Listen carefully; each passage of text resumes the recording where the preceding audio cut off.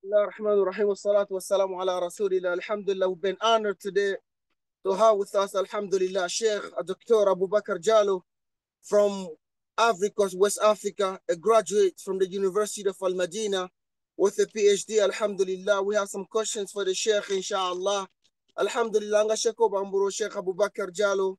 Kabo Côte d'Ivoire, Sheikh Yaka Dr. Asra Kabo Université de Madina. Alhamdulillah, question Mambola, Alhamdulillah, question nous posera Kabo Américain Muso Yoro. Alhamdulillah, ne o kofe question chamabe no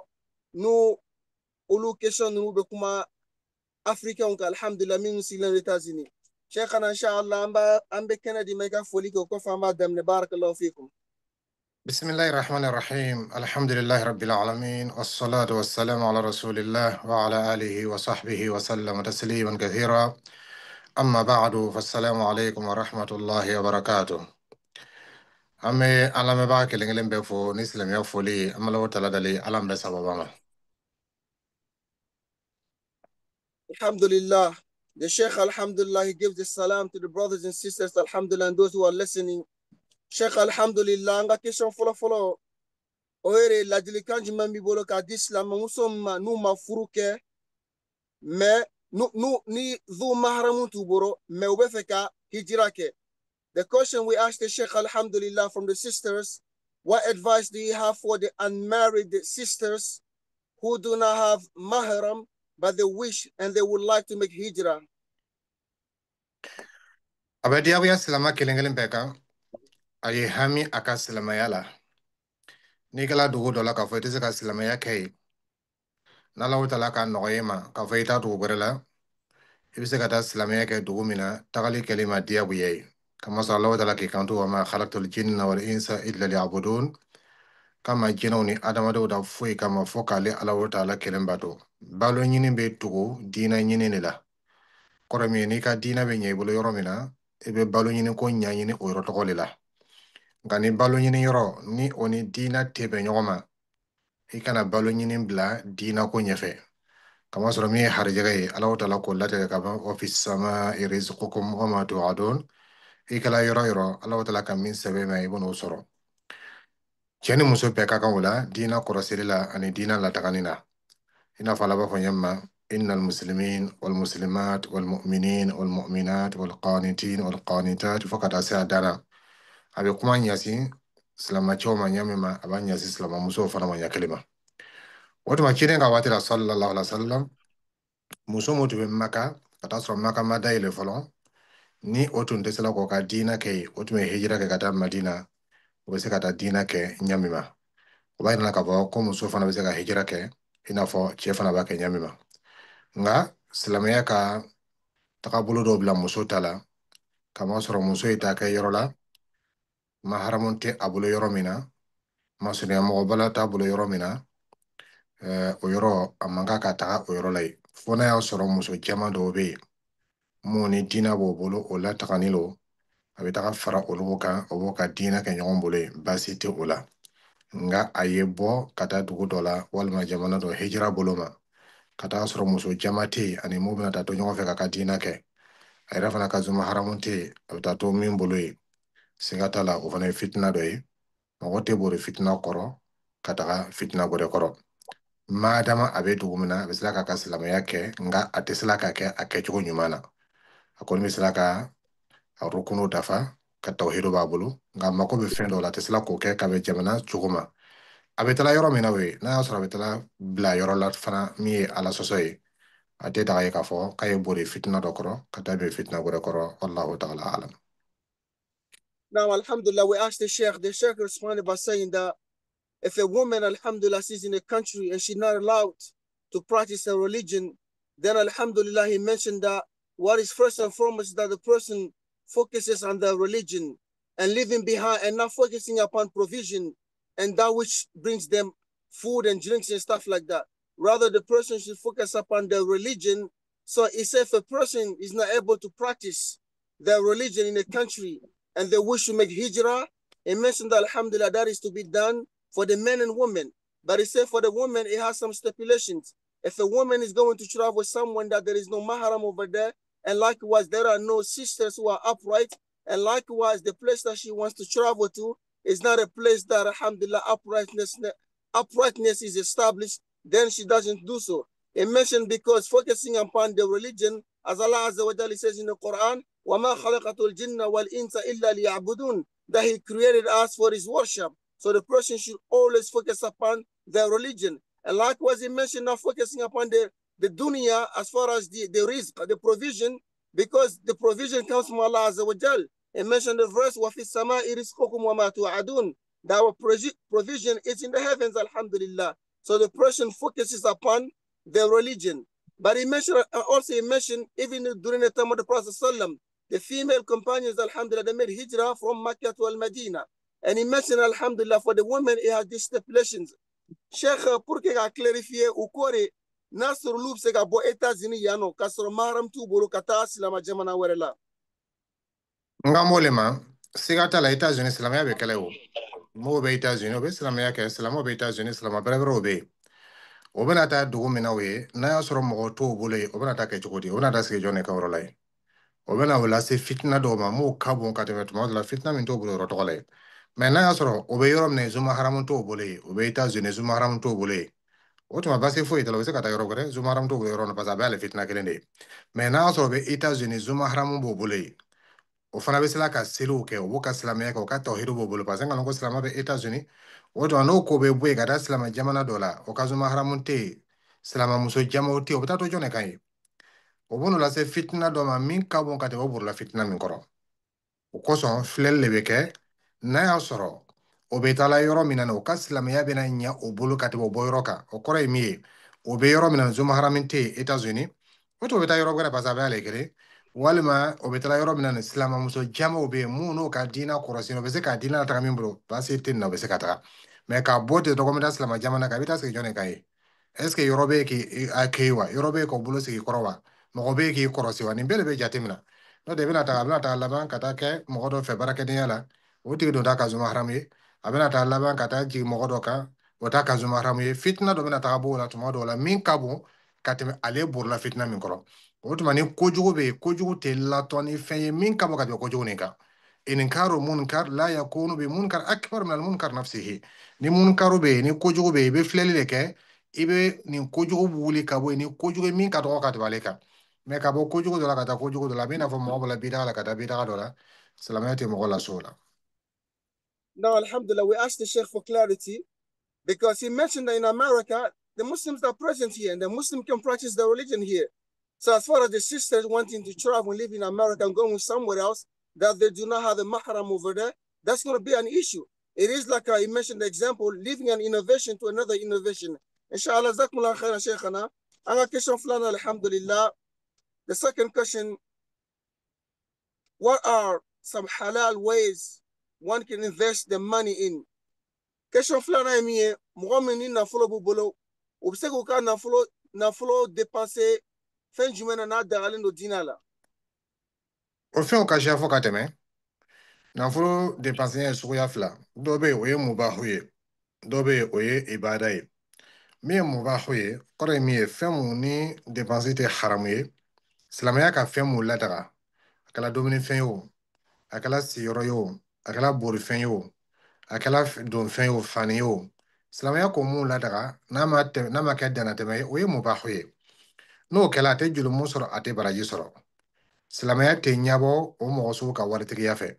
a filanan o le ye ibada ye kɔrɔ ye min ye wari min sɔrɔla a bolo k'a yɛrɛ ko di Alahu Taala ye ni wari tɔgɔ ye silamɛya bɛ ɲɛbɔ o wari tɛ sugu le fɛ kɔrɔ bɛ di a ka ka wari kɛ sababu ye ka yɛrɛ masɔrɔ Alahu Taala la o tuma wari sugu a b'a don da la ni silamɛw bɛ nafa sɔrɔ a la a bɛ se ka misiri lɔ a la a bɛ se ka yatimadenw ladumuni a la muso mun cɛ sala ka taa sɔrɔ dɛsɛbagatɔw la o bɛ se k'olu ladumuni a la a bɛ se ka banabagatɔ dɔw furakɛ a la a bɛ se ka kalanso ɲuman dɔw lɔ a la a yɛrɛ bɛ se ka mɔgɔ dɔ bila dagawa la ka to ka dɔɔni di o ma o bɛ dagawa kɛ a la a yɛrɛ bɛ se ka karamɔgɔden dɔ ta a ka la k'o bila karamɔgɔdenya la lɔnni ɲini na o bɛ se ka bɔ nin nafolo la a yɛrɛ bɛ se ka limamu dɔ ta o bɛ mɔgɔw laseli o bɛ se ka bɔ nin nafolo la a yɛrɛ bɛ se ka karamɔgɔ dɔ ta min bɛ mɔgɔw kɛra tawhidu la o bɛ mɔgɔw kɛra aqida la o bɛ mɔgɔw kɛra diinɛ ɲuman na o bɛ se ka bɔ nin wari nin na n'a sɔrɔ ale yɛrɛ bɔra village dɔ la village ninnu caman bɛ silamɛya ma lɔn yen kosɛbɛ a bɛ se ka mɔgɔw dɔ déplacer min ka diina faamuya a bɛ taa sigi o cɛ ma ye k'o kara aqida la k'o kara tawhidu la k'o kara diina ɲuman na k'o kara sunna la nin bɛɛ bɛ se ka bɔ nin nafolo na o nafolo sugu silamɛya bɛ ɲɛbɔ o de fɛ o de ye kɔrɔta nafolo ye. Allah Akbar. The Sheikh responded by saying that the person, he can spend his money in many different ways. He mentioned, alhamdulillah, 2 ways that the person, he spends his money upon that which is mubah. When a person, he spends his money upon that, alhamdulillah, it is permissible, like a clothing, like a merchandise, and so on and so forth. That is permissible. But he mentioned the other category now, which is even better, is that when the person has money, he spends upon he spends upon the sake of Allah Azza wa Jal, like he may establish a masjid. He spends upon and he spends on the path of Allah Azza wa Jal. He establishes a masjid. He assists an imam of the masjid or a talib al-ilm, a person seeking knowledge. He can, mashallah, alhamdulillah, assist those, alhamdulillah, who are giving da'wah in villages. He can spend upon, alhamdulillah, in the path of Allah in many different ways. He said, this is that which is better, alhamdulillah. Sheikh, alhamdulillah, nga question sabana emie. The third question is that, alhamdulillah, advice to women who are being belittled by their husbands and are experiencing emotional abuse. Question sabana emie. La delikan jumembe ni badi silama musoma nu chaubu sege ubu toro ani alhamdulillah o sababu yala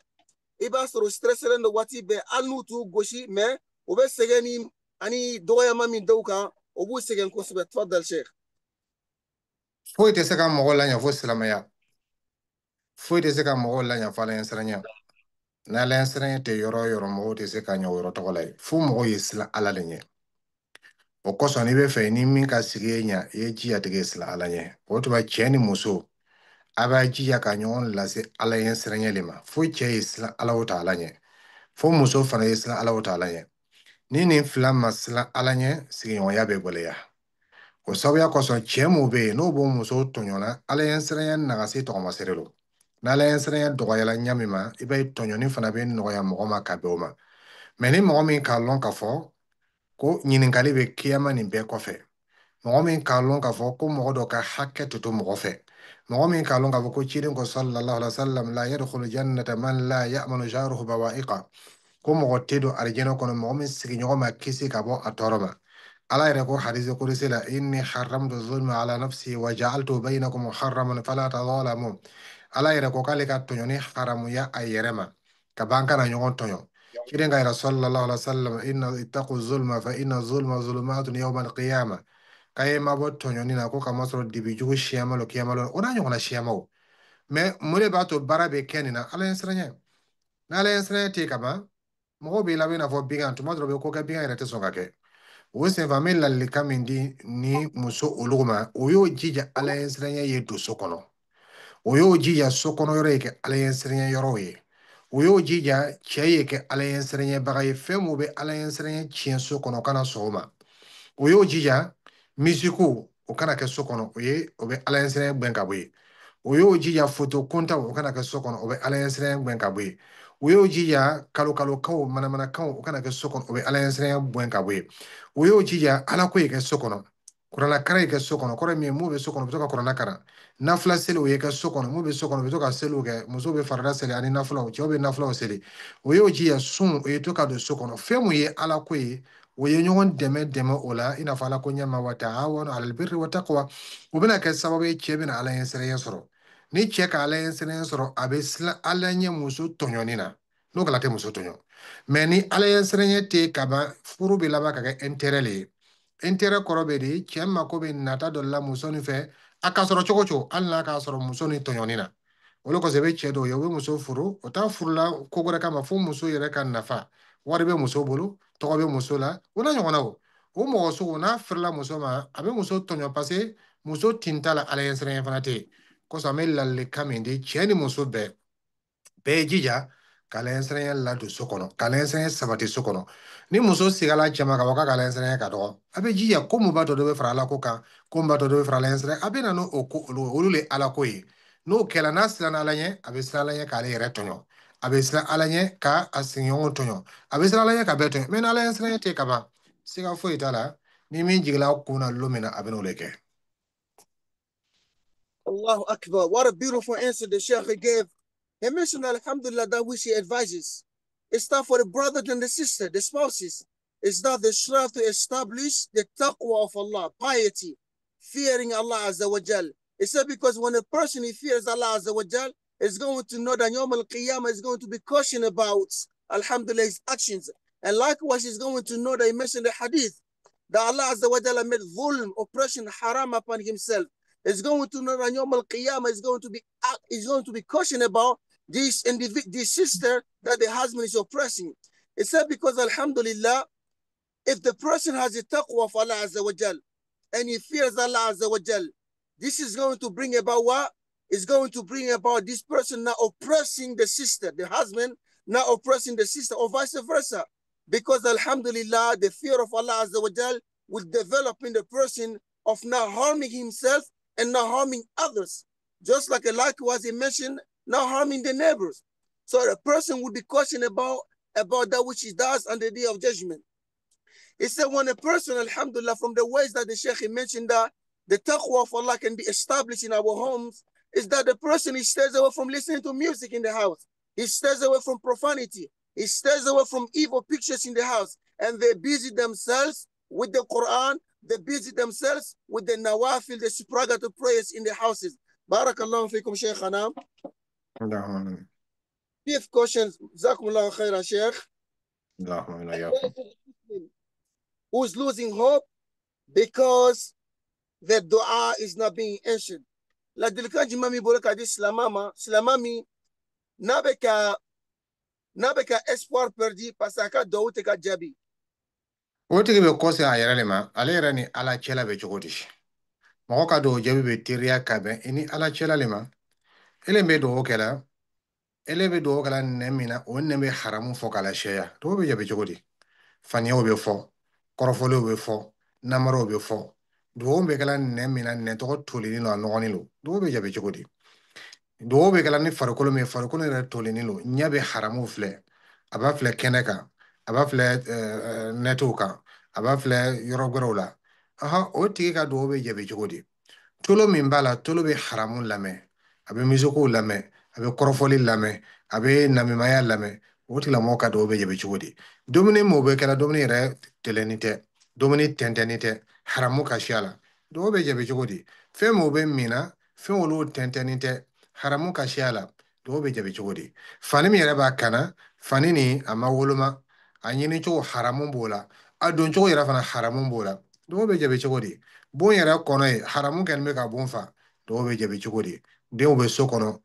denmuso bɛ so kɔnɔ olu lankolon don dencɛw bɛ so kɔnɔ olu lankolon don olu ɲagaminen bɛ ɲɔgɔn na lamɔ tɛ yen dɔw bɛ jaabi cogo di den mun karifala a la ani muso mun karifala la walima ni cɛ bɛ ɲɔgɔn bolo o tɛ ɲɔgɔn laso ɲuman na o tɛ ɲɔgɔn fara juguman ma seliko yɛrɛ tɛ kɛla a kɛcogo ɲuman na dɔw bɛ jaabi cogo di ale yɛrɛ bɛ seli min kɛla suratul fatiha yɛrɛ ma gbɛ ale bolo kosɛbɛ dɔw bɛ jaabi cogo di tashahudu yɛrɛ fana o fana ma lɔn a lɔn cogo la dɔw bɛ jaabi cogo di aqida yɛrɛ lɔnni tɛ tawhidu o faamuyali tɛ dɔw bɛ jaabi cogo di ale ka bato fanba yɛrɛ bɛ bato kan fanba bɛ bida n'a ka zikoro kɛ a bɛ bida ɲagami a la n'a ka kuranna kalan a bɛ bida ɲagami a la n'a ka heji kɛ a bɛ bida ɲagami a la dɔw bɛ jaabi cogo di o tɔ mɔgɔ de b'a fɔ k'ale ka dɔw tɛ jaabi mɔgɔ min n'a ka diinɛ gbɛni lo a ka diinɛ latagani lo mɛ ele yɛrɛ yɔrɔ bɛ ye haramu i tagaɲɛ ye haramu i kɔsɔn ye haramu n'i ka dɔgɔ ma jaabi i b'a fɔ cogo di k'i ka dɔgɔ ma jaabi n'o tɛ silamɛ yɛrɛ yɛrɛ mɔgɔ min telen b'a ka silamɛya kan ale ka dɔgɔ tɛ labɛn o ka dɔgɔ tɛ labɛn dɛ n'a k'ala o tala dalen a siyaman na k'ala dalen ko min na ala b'o kɛ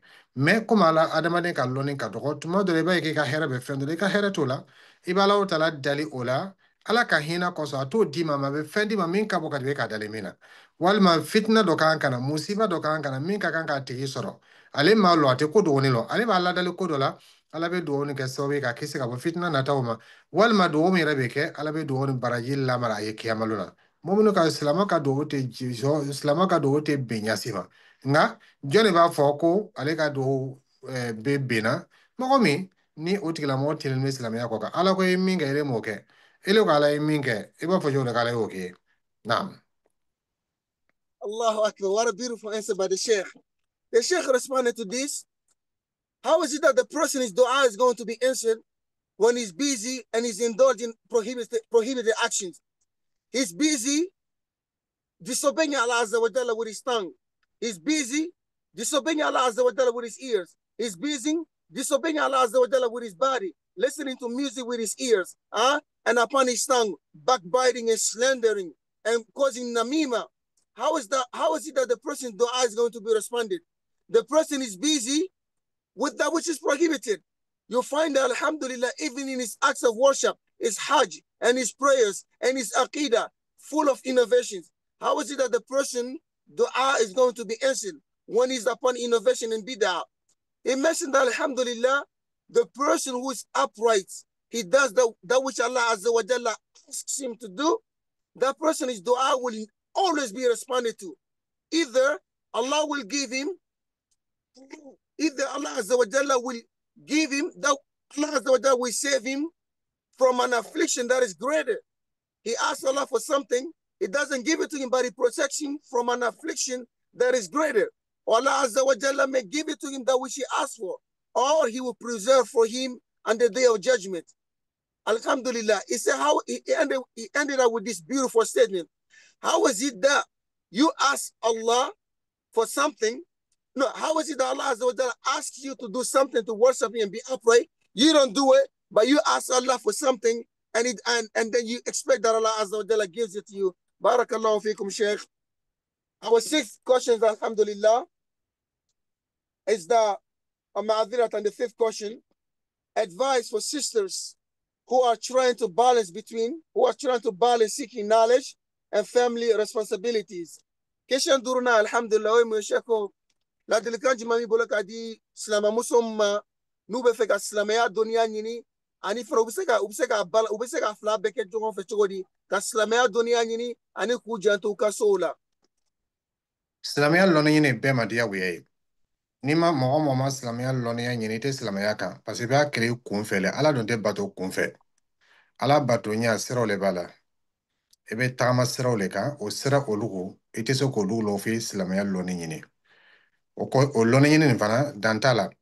k'a damina i ka kolɔn fo ka taa se i saya ma i ka silamaya lɔnni ɲinibaga ye. Nka waati bɛɛ n'a ɲini cogo lo. Ele yɛrɛ bɛ se ka a ɲini ɲa min ma i bɛ jija k'i yɛrɛ programme ka bɛn o ma. I n'a fɔ i ka min fɔ sisan a tigi furula ka ban a bɛ furu kɔnɔ cɛ ka hakɛ dɔw b'a kan nka a kɛla cogo cogo waati la kolon dɔw bɛ sɔrɔ a bolo a bɛ se ka lɔnni ɲini ɲa min ma a bɛ se ka kɛ karankɛrɛ dɔw bɛ yen muso karankɛrɛ dɔw bɛ yen a bɛ se ka taa karan kɛ k'a bɛn a waati ma a bɛ se ka kɛ lɛri kelen a bɛ se ka kɛ lɛri fila a bɛ se ka kɛ tile lori semaine kɔnɔ a bɛ se ka kɛ tile fila a bɛ se ka kɛ tile kelen k'a bɛn a ka waati ma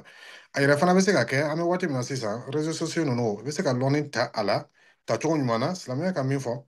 a bɛ se ka kɛ n'a y'a sɔrɔ ale yɛrɛ ka karan dɔw kɛ a bɛ se ka recherche dɔw kɛ ka kitabu dɔw kalan o tuma lɔnni ɲini ɲɛ le ka siya fɔ ka tɛmɛ bɛɛ bɛ se ka lɔnni ɲini an ka waati nin na sisan fo ni mɔgɔ min banna a ma nka i b'i yɛrɛ labɛn de ka hakɛtigi bɛ ka hakɛ dɛ ma waati kulli dhi haqqin haqqa i cɛ ka hakɛ dɔ b'i kan i b'i janto o la i denw ka hakɛ dɔ b'i kan i b'i janto o la lɔnni fana ka hakɛ dɔ b'i kan i b'i janto o la i yɛrɛ farikolo yɛrɛ fana ka hakɛ dɔ b'i kan i b'i janto o la i bɛ bɛɛ ka hakɛ dɔɔnin di a ma de 24 heures bɛ tele ni su kɔnɔ i b'a tilan tilan sunɔgɔ farikolo ta a mako bɛ sunɔgɔ la 24 heures kɔnɔ o kan ka bɔ waati nin na cɛ fana mako b'i la ko dɔw la o kan ka bɔ waati nin na i denw mako b'i la ko dɔ la o kan ka bɔ waati nin na lɔnni fana mako bɛ waati dɔ la o kan ka bɔ waati nin na o tuma fɛnw bɛ tilan tilan ten ka bɛn waati ma ka bɛɛ ka hakɛ d'i ma ni min yɔrɔ kɛra min alhamdulillah hali lɔnni yɔrɔ kɛra lɛri kelen ye kana jɔ a ma i bɛna to k'a fara fara ɲɔgɔn kan dɔɔnin dɔɔnin fo ka kɛ fɛn caman ye mais problème ye min ye k'i sen bɔ a bɛɛ la pewu ka bɛɛ ye ka to yen o de ye problème ye wallahu ta'ala alam. No, alhamdulillah, the Sheikh responded to that. He said, alhamdulillah, seeking knowledge is an obligation upon the Muslim, men and women. And then without knowledge, you cannot worship Allah Azza wa Jal. And then he mentioned that as the case for the sister, being that she's married, is that alhamdulillah, she has to keep in mind that she can seek knowledge to the best of her ability. And at the same time, while fulfilling those responsibilities upon her, the husband has the right over her. The child, the kids have the right over her. Likewise, her own body has right over her. She has to rest. He said, alhamdulillah, there are many different ways to seek knowledge. The person can seek knowledge through the internet, alhamdulillah, in a permissible way, taking knowledge from the scholars, alhamdulillah. And likewise, alhamdulillah, the person has some knowledge, is that alhamdulillah, he can read books. And likewise, there are many ways that a person can do it, but at the same time, not neglecting the rights that is over her. And likewise, he mentioned, alhamdulillah, never give up upon seeking knowledge, even if just 1 hour. 1 hour, that 1 hour is going to add up, alhamdulillah. You will gain tremendous knowledge. Barakallahu fikum. The seventh question, alhamdulillah, or the sixth question, a husband constantly threatens his wife with divorce over lot of things. Coach, ibasroni amuso, cheni muso, ufurleno ni muso fendone fen fitni kedro, cheba fa muso kome ni furusa, betoka baba ni furusa. O jabi o kwase nga jabi don foye na sura cheni muso te nyonga ka hakelo sharia la hakele be furu nyon fila ni nyonje fendo be che ka hakelo kore mi abe diego ya muso ka ayo nyasin chema fendo fana be muso ka hakelo be diego ya cheka ayo nyasin muso ma oto furu si be sharia dole ka asigin be takabulu dole ka asigin be fen langana yani dole ka ni ka mogo blato nyona wati hakelo le nyamina no de ni betamala ka hakeka mogo te bla nyona dugubagaw filɛ kɛ mɔbiliw kasiya kɔnɔ kosɛbɛ mɔbili mo bɛ tagama ni tagabolo min lɔni la o ka accident bɛ dɔgɔya o ni dɔ ka sira bila ka taa bila dɔ ɲɛ sira la i bɛ problème bɛ na dɔ taara lɔ yɔrɔ dɔ man kan ka lɔ yɔrɔ min na i bɛ embouteillage bɛ na adamadenya yɛrɛ fana bɛ ten ni mɔgɔ fila n'aw sigila ka ban fo principe dɔ le kɛ ye ani sariya dɔw le kɛ a bɛ tagama o kan n'o kana tɛ bila ɲɔgɔn na mɔgɔ siyaman de bɛ don furu la o tɛ sariya ninnu lɔ ni n ko sariya n kan bɛ silamɛya tali ma n ka bɛ silamɛya ka principe le ma o tuma ni mɔgɔ min donna furu kɔnɔ ele tɛ nin kalama cɛ yɛrɛ t'a lɔn muso yɛrɛ t'a lɔn a ka wari sɔrɔ dɔrɔn a taara furu kɛ a tɛ muso ka hakɛ lɔn a tɛ silamɛya hakɛ lɔn muso fana donna furu la ale fana furula nin ma parce que wari b'a bolo ale m'a ka diinɛ filɛ a m'a ka hakili filɛ a m'a ka adamadenya filɛ a m'a ka foyi filɛ o tuma o labanna to o bɛ ɲɔgɔn tɔɲɔ o ye diyagoya ye o bɛ ɲɔgɔn tɔmɔ parce que fɛn tɛ o bɛ i kɔsegin fɛn min ma kuranɛ dɔ ko in tanaza'tum fi shay'in farudduhu ila Allahi wa rasul ne ka ɲɔgɔn sɔsɔ fɛn min na a bɛ kɔsegin kuranɛ ma a bɛ kɔsegin hadisa ma ni mɔgɔ min t'a kɔsegin kuranɛ ma a t'a kɔsegin hadisa ma o tigilamɔgɔ ni min diyala lo min na a b'o fɔ n bɛna kɛ tan n bɛna kɛ tan n bɛna dɔ tan tagabolo tɛ yen sariya tɛ yen o tuma o solution ye min ye o le ye ka cɛ ni yɛrɛ k'a lafaamuya sariya kitiw la min dɛnni bɛ furu la furu muso ka hakɛ ye mun ye furu kɔnɔ cɛ yɛrɛ ka hakɛ ye mun ye furu kɔnɔ n'a la faamuyala o la waati min na ala ɲɛsiranɲɛ fana bɛ fara a kan parce que ni mɔgɔ ka fɛn dɔ ni ala ɲɛsiranɲɛ t'a ta paratike mɔgɔ dɔ bɛ se ka muso ka hakɛ lɔn bali karamɔgɔ dɔw bɛ yen u bɛ muso tɔɲɔ kosɛbɛ ka taa sɔrɔ ka muso ka hakɛ lɔn mun n'o b'a kɛ parce que ala ɲɛsiranɲɛ tɛ yen o tuma ni lɔnni nana ka taa sɔrɔ ala ɲɛsiranɲɛ tɛ yen lɔnni tɛ se ka paratike ni ala ɲɛsiranɲɛ fana nana ka taa sɔrɔ lɔnni tɛ yen a bɛ kɛ bidaga ye parce que a bɛna kow kɛ a yɛrɛ ma o tuma fila de bɛ taa ɲɔgɔn fɛ lɔnni ani ala ɲɛsiranɲɛ lɔnni o bɛ sira yiri la ala ɲɛsiranɲɛ o bɛ paratiki nɔgɔya i ma o tuma ni a fila se tɛ problème bɛ na an ka lu caman bɛ yen bi a fila se tɛ ala ɲɛsiranɲɛ tɛ yen furu yɛrɛ fana hakɛ lɔnni tɛ diyagoya bɛ kɛ tɔɲɔni ye kɛ i bɛ taa dɔw sɔrɔ o k'a lɔn i n'a fɔ dɔw ka kalan kɛ o k'a lɔn ala ɲɛsiranɲɛ tɛ yen min b'a bila kɛli la i yɛrɛ bɛ taa dɔw sɔrɔ ala ɲɛsiranɲɛ bɛ mɛn lɔnni tɛ yen a kan ka min k'a t'a lɔn a bɛ ko dɔ kɛ min man kan ka kɛ a bɛ dɔw to yen min kan ka to yen min man kan ka to yen ko bɛ ɲagami o tuma makaraju ani bɔda ye min ye o de ye mɔgɔ ye kɔse diinɛ faamuyali ma ka man ka ɲɔgɔn lasu ala ɲɛsiranɲɛ na n'o kɛlɛ bɛɛ bɛ lafiya cɛ bɛ lafiya furu kɔnɔ muso bɛ lafiya ni mɔgɔ k'a lɔn k'a fɔ ko ma yalfizu min qawlin illa ladayhi raqibun atid ni mɔgɔ k'a lɔn k'a fɔ ale bɛ kuma min fɔ a bɛ taa ma ɲininka a ma inna sama wal basara wal fuada kullu ulaika kana mas'ula ni mɔgɔ min k'o lɔn ni mɔgɔ min k'a lɔn k'a fɔ k'a ka kuma kan a bɛ taa ma ɲininka a ma ni mɔgɔ min k'a lɔn k'a fɔ k'a fɔla diinɛ kɔnɔ man kana yu'minu billahi wal yawmil akhir falyakul khayran aw liyasmut ni mɔgɔ min k'o lɔn o tigi b'a ka kuma kɔlɔsi kɛ ni mɔgɔ min k'a lɔn k'a fɔla wa qulu linnasi husnan ni mɔgɔ min ka ninnu lɔn a tigi bɛ kuma ɲuman de fɔ est silamɛya b'an laso kuma ɲuman fɔ la silamɛya b'an gɛn ka bɔ kuma jugu fɔli ma o ye lɔnni ye ni mɔgɔ min m'o lɔn dɔn a bɛ kuma jugu fɔ ni mɔgɔ min k'a lɔn ala ɲɛsiranɲɛ tɛ yen a bɛ kuma jugu fɔ o tuma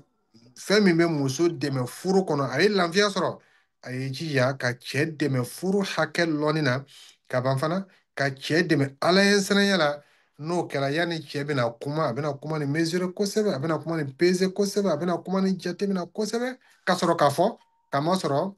tagabolo dɔ b'a bolo man kana yu'minu billahi wal yawmil akhir ko ni mɔgɔ min limina ala man kiyama falyakul khairan wotige nyuma fo aw liyasmut wala maytaje eske mini furusa kuma nyumalo wa wotu wada to kani hadisani lo kaban fana alen serebe ibaye yana ba fo mini furusa akemani ka fo de meno fla c'était ni mi dala ba fo wallahu ta'ala alam. Allahu Akbar. The Sheikh gave a beautiful answer to this question. Is that alhamdulillah? He said this shows that the spouses, they do not know the rights that they have over each other. The husband doesn't know the right that the woman has over him. And likewise, the woman doesn't know the right that the husband has over her. It said because this is due to the rights, the marital rights that each party do not know. It said because if they knew the rights that they have over each other, each person is going to focus upon fulfilling those rights over him. It said likewise, when the person knows the rights, he has to have the taqwa of Allah, the piety. He has to fear Allah Azza wa Jal. It said because how many people have studied and they have the knowledge, but that knowledge is not accompanied with the taqwa of Allah Azza wa Jal. As a result, they're not going to fear Allah Azza wa Jal. But if they have knowledge and likewise they have the taqwa of Allah Azza wa Jal, they know that the Sheikh mentioned the ayats from the Quran that Allah Azza wa Jal is a watcher over them. And likewise, he mentioned the ayah, whatever the ears, alhamdulillah, inna السمع والبصر كل إن السمع والبصر والفؤاد. إيش الآية يا شيخ؟ كل أولئك كان عنه مسؤولا. Alhamdulillah, the hearing and the heart and all the sight, all this will be questioned about. The person will be questioned about all of these. All of these things he will be questioned about. Likewise, when he knows that whatever he has to say, وَقُولُوا لِلنَّاسِ حُسْنًا, he's going to realize that, alhamdulillah, he needs to say good to the people, as mentioned in the Quran. And likewise, he's going to implement the hadith of the Prophet sallam. مَنْ كَانَ يُؤْمِنُ بِاللَّهِ وَالْيَوْمِ الْآخِرِ فَلْيَكُلْ خَيْرًا أَوْ لْيَصْمُتْ. That the person who believes in Allah in the last day, let him say that which is good or remain silent. So he mentioned that the person has to couple between these two, the fear of Allah Azza wa Jalla and having knowledge, beneficial knowledge. Sheikh, alhamdulillah, barakallahu fikum. The 7 questions is advice to sisters seeking to get married when the selection of righteous men are few.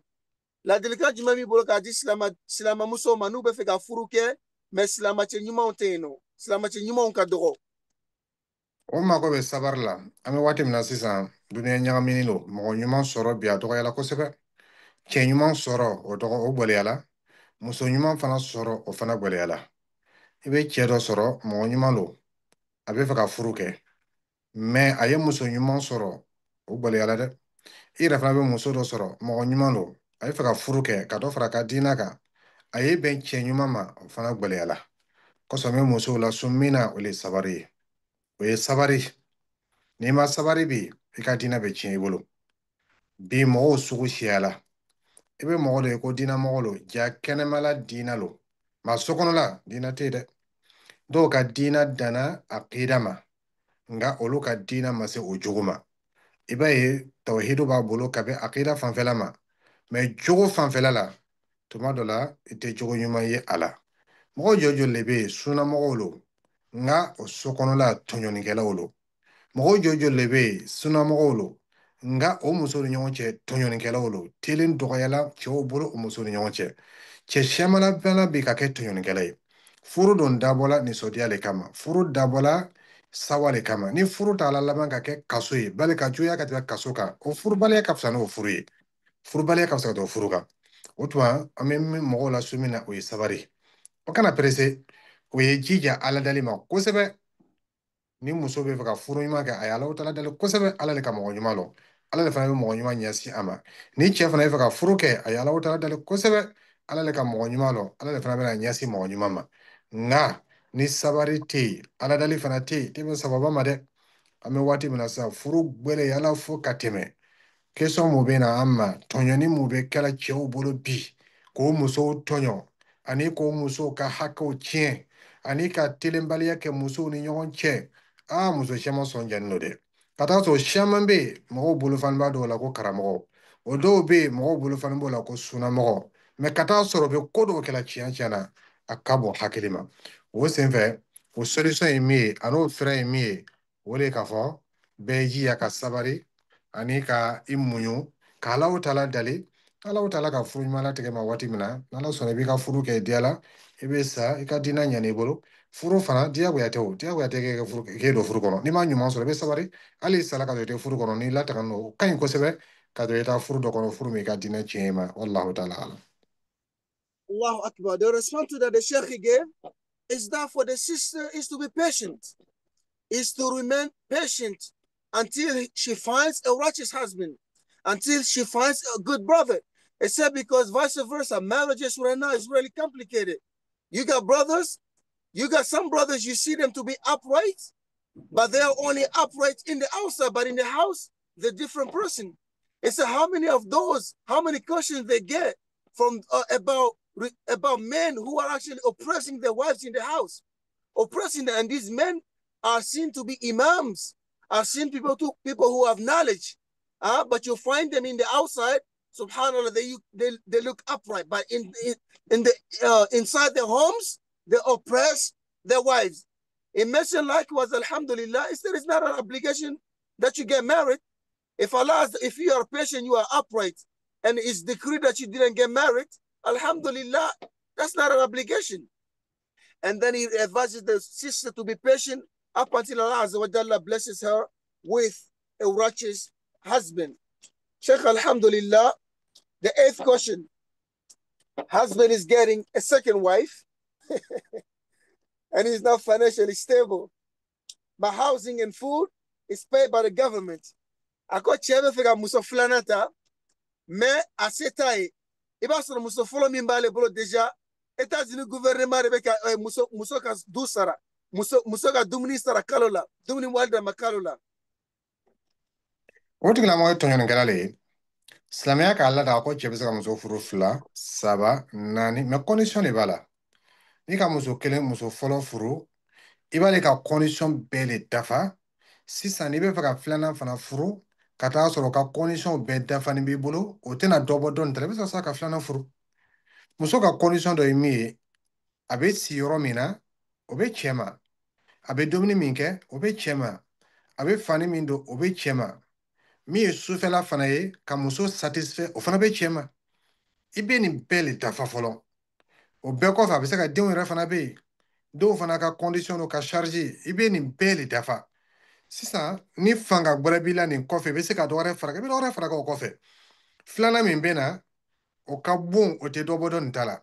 o ka dumuni o tɛ dɔ bɔ dɔ nin ta la o ka fani o tɛ dɔ bɔ dɔ nin ta la o ka su o tɛ dɔ bɔ dɔ nin ta la n'a kɛlɛ tɛ i bɛ se ka filanan furu ni sabanan fana bɛ na o cogo la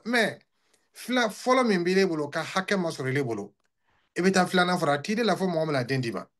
a t'o cɛ tɔgɔ la dɛ fo mɔgɔ min na den d'a ma mɔgɔ b'a den di bɛɛ ma muso fɔlɔ min b'a bolo a dɛsɛlen b'o balo la o bɛ na k'i den d'a ma i b'a d'a ma cogo di muso fɔlɔ min b'a bolo a dɛsɛlen b'o fariya bɔ la a bɛ na k'i den d'a ma i b'i den d'a ma cogo di o de kosɔn tɔɲɔni siyaman laban ka fɔ y'o kɔnɔ a bɛna ni muso filanan nin ta sisan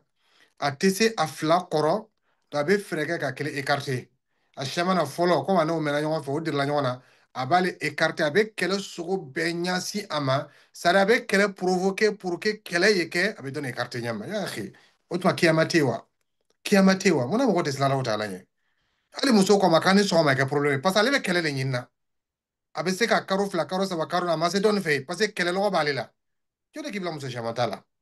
o tuma cɛw ye siran Alahu Taala ɲɛ musow fana ye siran Alahu Taala ɲɛ n'i kelen b'i cɛ bolo i ye jiya ka condition fana rempli fɛn min b'a to cɛ tɛ ɲabɔ fɛn min b'a to cɛ tɛ ɲabɔ muso wɛrɛ fɛ i bɛ jiya o bɛɛ to yen dafa i la mais ele kelen bɛ cɛ bolo cɛ mako bɛ kuma ɲuman min na t'o sɔrɔla ele bolo ele kelen bɛ cɛ bolo cɛ mako bɛ filɛli ɲuman min na t'o yɛlɛ ele bolo ele kelen bɛ cɛ bolo cɛ mako bɛ daga min na t'o sɔrɔ ele bolo a bɛ ɲɛbɔ dɔ wɛrɛ fɛ kɛ o fana bɛ cɛ dɔw pousser k'o bila filanan ta la hali n'a sɔrɔ filanan ta lɔgɔ t'o la o bɛ cɛ dɔw pousser k'o bila filanan ta la hali n'a sɔrɔ a se t'o ye parce que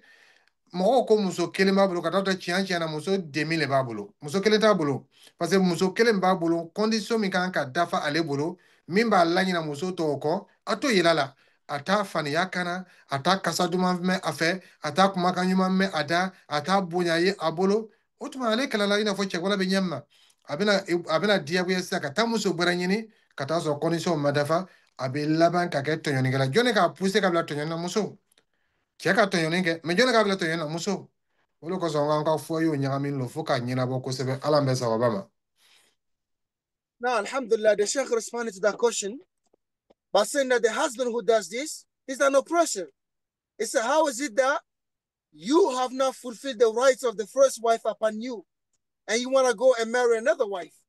It said because Allah Azza wa Jalla says that the men can take up to more than one wife, but they have conditions. The clothing of the woman, feeding the woman, her housing and her clothing, and likewise satisfying the woman in bed. If you, the husband, are not able to do that, and you want to jump and go and marry another wife, it said you are oppressing our sister. It's on the day of judgment, the person will be questioned about it. And likewise, he advised the sister as well to make sure, alhamdulillah, you treat your husband nice, you speak to her, you speak to him rather with kind words. And likewise, alhamdulillah, you beautify yourself for your husband so that the husband wants you to look elsewhere.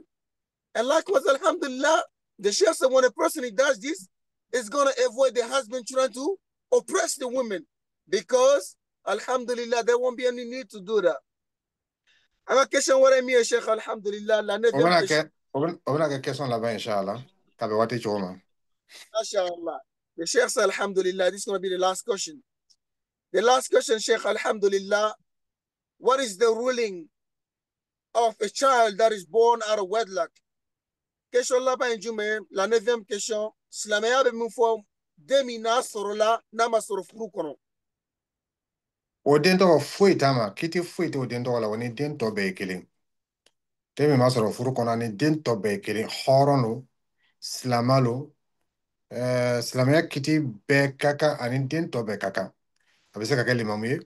a bɛ se ka kɛ karamɔgɔ ye n'a lɔnni b'a la ani mɔgɔ tɔ bɛɛ kan problème foyi tɛ den tɔgɔ la mais problème bɛ a wolobaga fila de la olu de ka kojugu kɛ olu de bɛ jaraki olu de ka ala sɔsɔ kɛ lebu k'olu le sɔrɔ n'o tɛ den ni problème foyi tɛ den nin na den tɔgɔ kɔni bɛ danbe ka taa a bamuso de ma a tɛ danbe ka taa a fa ma o dɔrɔn na n'o tɛ fɛn wɛrɛ t'a la. Alhamdulillah, the Sheikh responded to that question by saying that the child,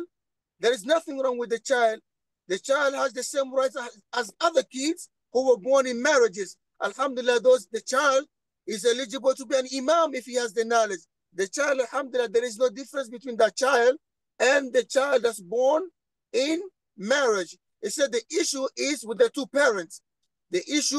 sin is upon the two parents, but the child is attributed to the mother, not the father. Shaykhana, jazakumullah khair wa barakallahu fikum. Allahumma amin. Azza wa Jalla yanfa bikum al-Islam al-Muslimin. Barakallahu fikum. Allahumma amin. Assalamu alaikum wa rahmatullahi wa barakatuh. Salam wa rahmatullahi wa barakatuh.